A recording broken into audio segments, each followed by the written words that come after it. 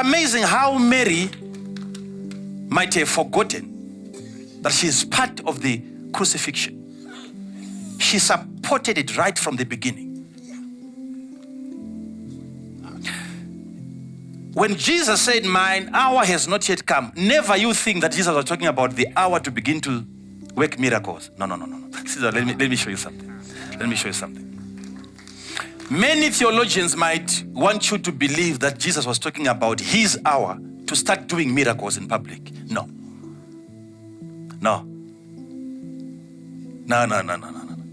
Because if you look into other scriptures in all the Gospels, you will find in several places where Jesus was saying, "Mine hour is not yet come. Mine hour is not yet come. Mine hour is not yet come." And every time he would say that, he was talking about his death.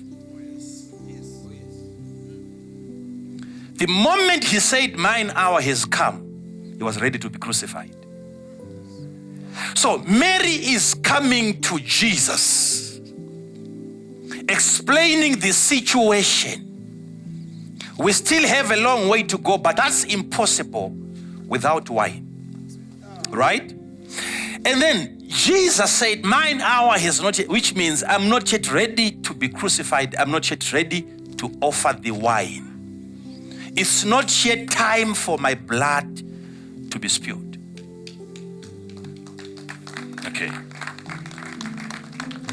Okay. And then the moment Jesus said that, Mary then began to preach to the servants. The Bible calls them the servants that were there. And Mary said, "Whatever he tells you to do, do it." Which means you guys surrounding this man, open up your ears. Because before a miracle can take place, you have to hear him and understand him. What Mary is telling them to do is this. This man can do any miracle, but he is never going to do any miracle without your participation. He is going to do it. She knows he's going to do it, but he will never do it unless you do something. Whatever he tells you to do, before he can do anything, he will start by telling you. He will tell you, and you have to obey, and you do what he tells you to do before he can do what he wants to do. And she's trying to make them understand that miracles can be performed at any time. And she's trying to make them understand that God can perform a miracle for you in a time when he's not even interested to perform a miracle. She's teaching them on how they can move God into doing something for them, even if that thing is not supposed to happen now. If you can listen to Jesus and you do what he tells you to do, he can do something now, even if it is before his time. Jesus said, "Mine hour is not yet come." And then she began to minister to the audience.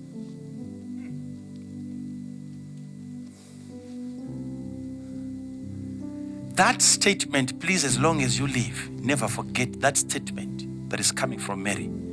They are in need of wine. That's the cry of the nations. That statement. Because if there was no more wine, then Mary should have gone to the bridegroom. But coming to Jesus, she understands that all of us here, we are women. We are the bride. And there's only one bridegroom here.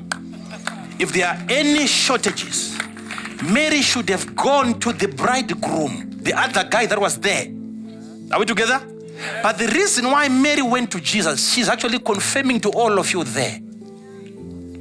But all of us here, we are here as the bride, and he is the bridegroom. Hence, he's supposed to provide when there is a need. So when the bridegroom gives a command, the bride should learn to listen. And then a miracle will take place.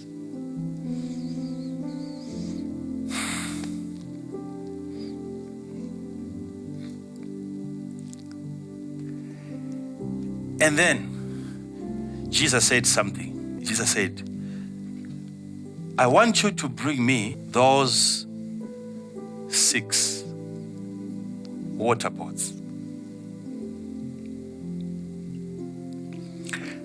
And they brought those water pots to Jesus.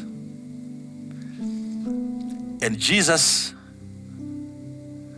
said, I want you to fill those water pots with water. And they filled the water pots right up to the brim, which means the water pots were empty.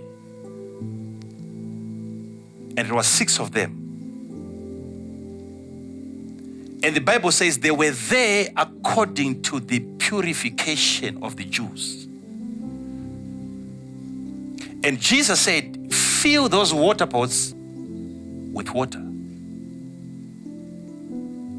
Right. Please get this, get this, get this. Do you know that Jesus is about to turn water into wine? That's the miracle that he's about to perform. Are we together? Yes. And it's considered to be the first miracle that Jesus ever performed. There could be some other miracles that were performed before. We are not told of that. Let's talk about what is written there. He's about to turn water into wine. And also, right, going back into history again, in the book of Exodus, you will notice that there's a man that resembles Jesus who is coming there as a deliverer, as a Messiah again, to bring deliverance to the people of Israel. And if you go and read, especially should be chapter 7 of the book of Exodus, verse number 17, the first public miracle that he performed was turning water into blood. I want you to get this.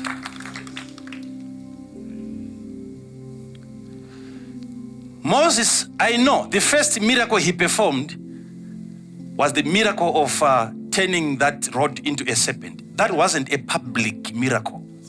It was right in front of Pharaoh in the palace.